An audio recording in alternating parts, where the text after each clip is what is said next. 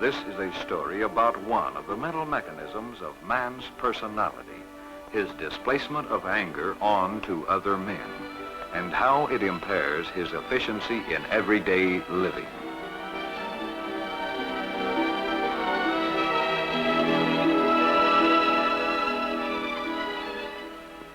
My name is Ed Wilson.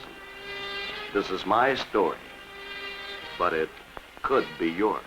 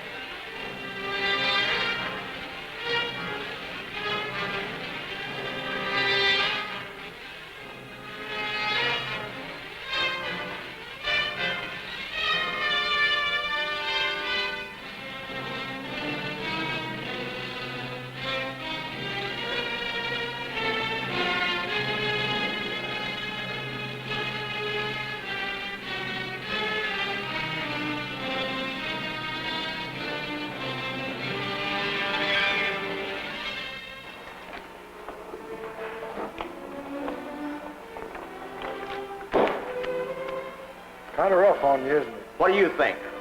Well, it is rough. Here you are, new man on the job. Boss comes along and spoils your drawing and balls you out to boot. Makes it kind of hard to take, doesn't it? Brother, you can say that again. I know just how you feel. But I don't think you're going to help the situation any by blowing your stack. You know what you have? Some people have a word for it. They call it the old headache switch. It's a headache, all right. I don't know about a switch. What's a switch got to do with it? Well, you know how it is. Get along and get... For me, well, that was the way it started. With a spoiled drawing, a burned-up boss, and old Frank McCoy filling me in on the headache switch. The way he told it, the switch is a trick you pull when you've got a headache. It's when some kind of trouble burns you, only you can't do much of anything about it. So you just build up steam till another kick comes along, then blow your stack. Displacement, the doctors call it. It's one of a whole bunch of bad mental habits people use to dodge their troubles. Frank claimed I'd fallen back on it when Carter smudged my drawing. Me, I couldn't swallow that. Who wouldn't yell with all that work spoiled? Besides, I hadn't been mad about anything till Carter stuck his big mitt in. Or was I forgetting something? Frank said I was. He reminded me how jittery I'd been starting in on my new job here. Asked if maybe I hadn't felt like I was on a spot, resented it. Then there was the flat tire that made me late for work this morning.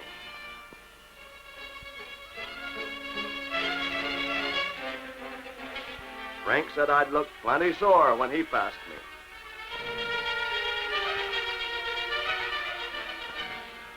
I sure had to admit that one. Who wouldn't be mad with the tire ruined? But according to Frank, a grown man doesn't feel like he can throw a tantrum over a flat tire. So he stockpiles his temper till something else comes along that he can scream about. Something like my smudged drawing. Only when you react 10 times too strong, like I did, you just buy yourself more trouble. Carter? Sure, he was a pain in the neck, but he was using the headache switch himself, Frank said. Seems he had a screwball wife. She was so jealous, she phoned him just about every hour on the hour.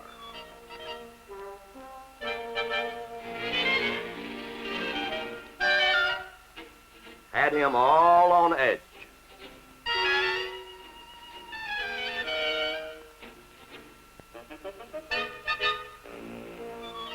He'd even whopped himself up an ulcer.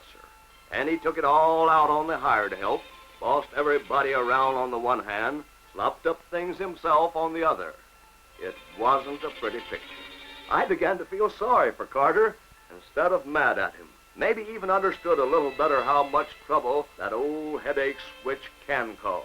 But I had work to do, that spoiled drawing to trace over. so it still didn't sink in too deep. What happened that night was a different story. If there's anything I hate, it's a messy-looking yard.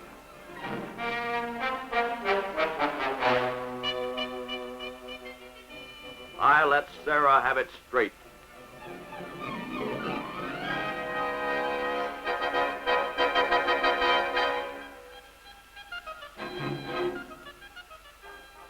Maybe too straight.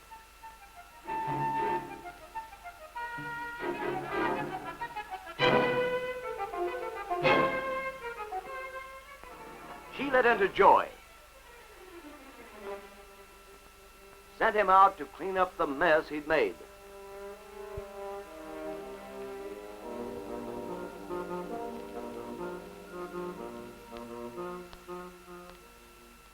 He went out all right, but to sulk, not to work. Then I saw him try to kick Rags. That did it.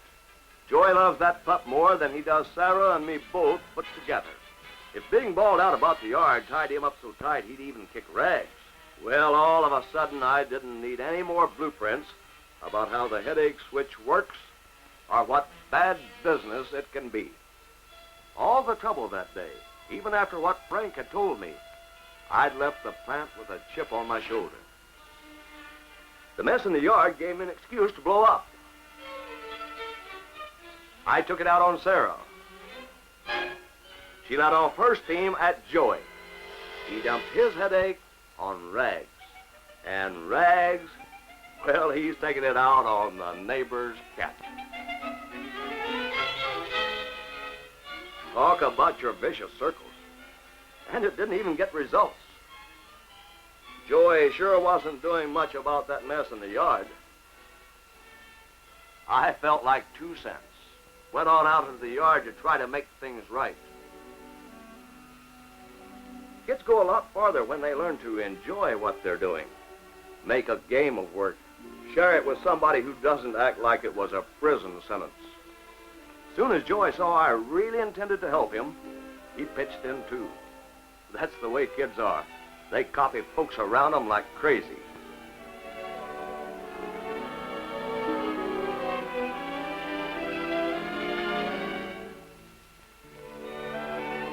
In half an hour, we had a clean yard.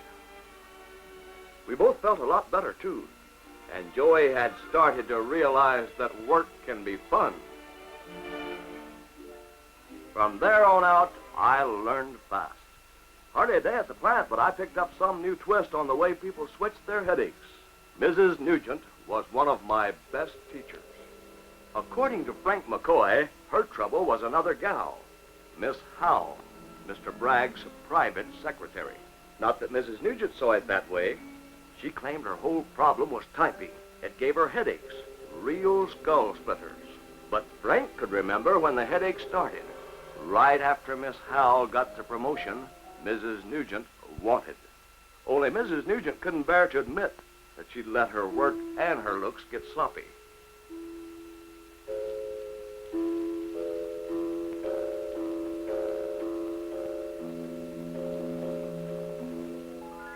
So she began to have headaches.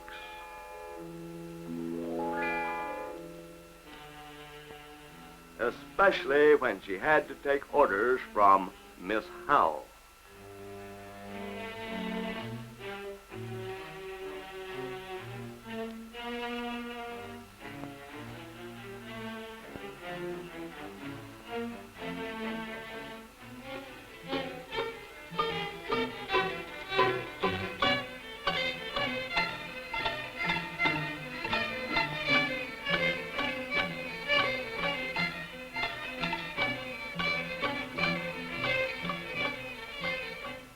Miss Howe was Mrs. Nugent's real headache, but Mrs. Nugent switched it to her job, her typing.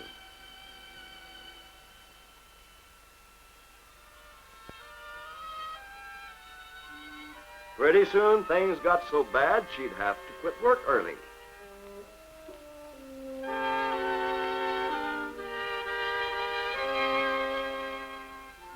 She convinced almost everybody, even Mr. White, the office manager.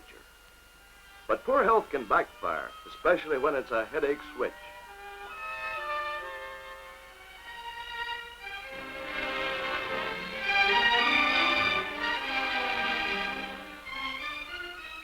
Mr. White finally decided Mrs. Nugent was more bother than she was worth.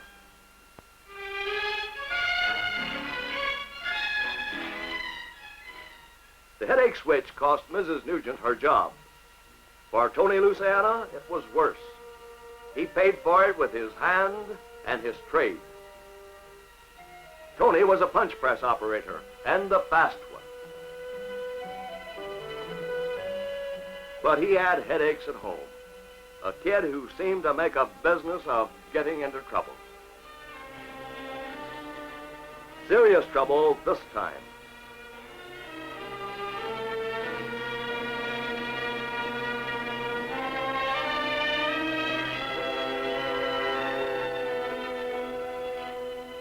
Tony was mad. Mad at the boy, mad at the officer, mad at himself for not having any answers. He brought his burn to work with him, took it out on his machine.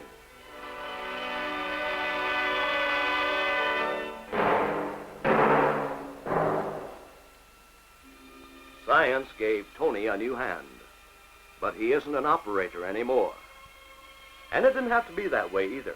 You can learn to handle a headache switch just like any other bad habit, once you face up to your feelings. According to Frank, the first step's to look at your mood a minute before you blow your stack. That's what I hadn't done when I let go about my smudged drawing. One of Frank's favorite tricks was to talk out his troubles, make jokes of them. It got rid of a lot of tension for him. The way you feel about your work makes a difference, too. Take old Gus Peterson. He's proud of his skill, too interested in his job to waste time on small headaches, including me.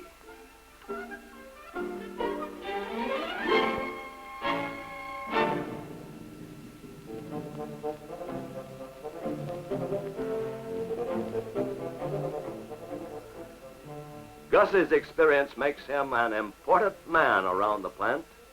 If he builds up steam over anything, it comes out in better work.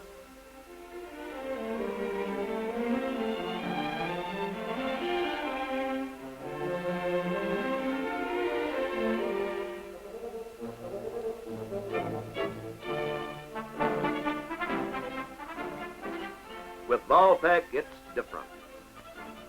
He sweeps just for the pay, gets his kicks outside the shop, at home in his garden. He's got a headache, a bad grouch, he takes it out on the weeds. And weeds he can chop down without making anybody sore.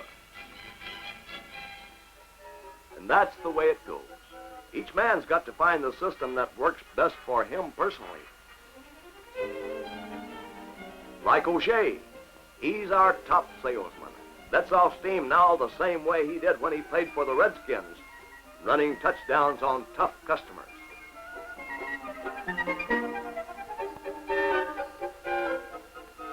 O'Shea's got the team spirit. Selling's a game to him. Our company's his outfit.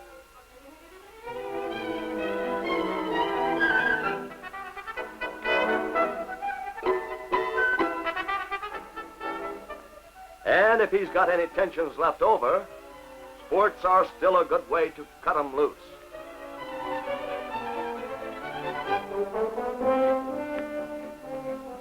For O'Shea, that's a good system. But everybody uses the headache switch one way or another. It's just that some folks don't understand it, so they let it foul them up.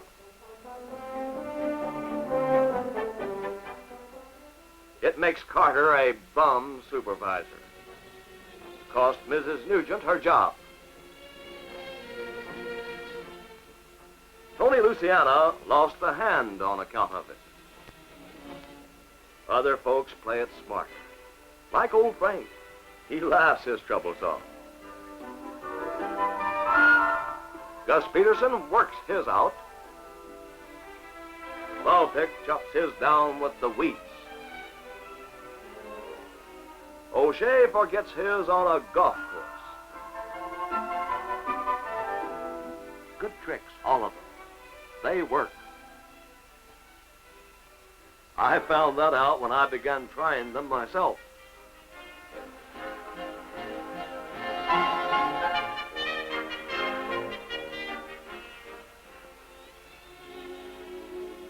So I had a bad night. Okay, I learned to take that into account when the coffee tasted awful.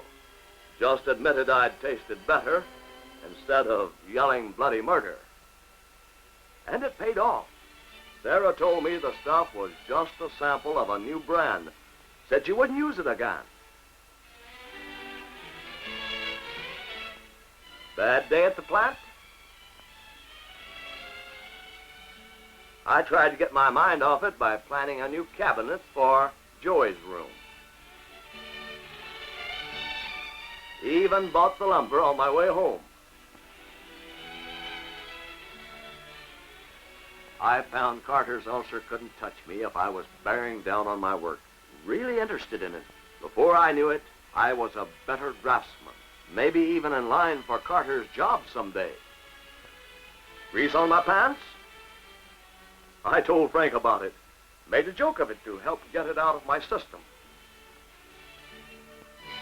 And it warned Frank, too. Let him know this wasn't exactly the best day I'd ever had. Trouble with Joey? I parked 3 blocks from the plant, walked off some of the steam.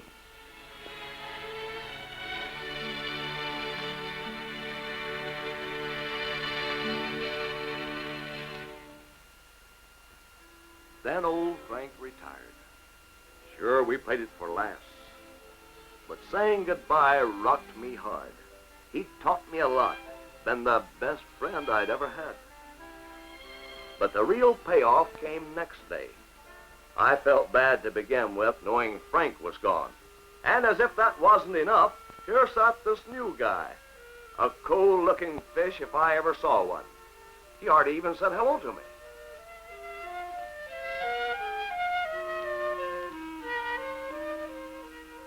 I gave him a special ink tracing job like Carter told me to. He didn't act too happy about it.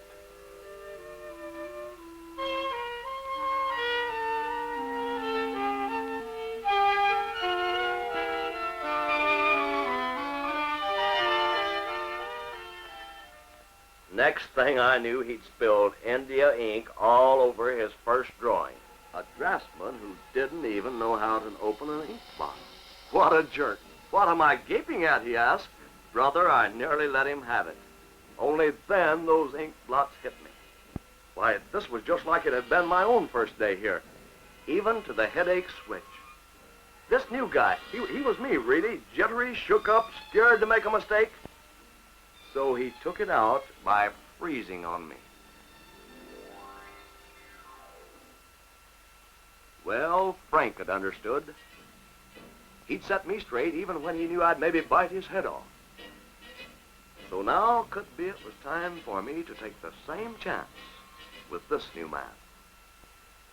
Crying out loud. What Why don't you just relax and take it easy? First day on the job, it can be pretty rough, you know. Besides, I don't think you're helping things any by pulling that old headache switch. Headache switch? What's that? Well, you see, it's this way. Everything starts off bad during a day, and then you... Yes, anger at work, displacement, the old headache switch, one of man's problems in everyday life.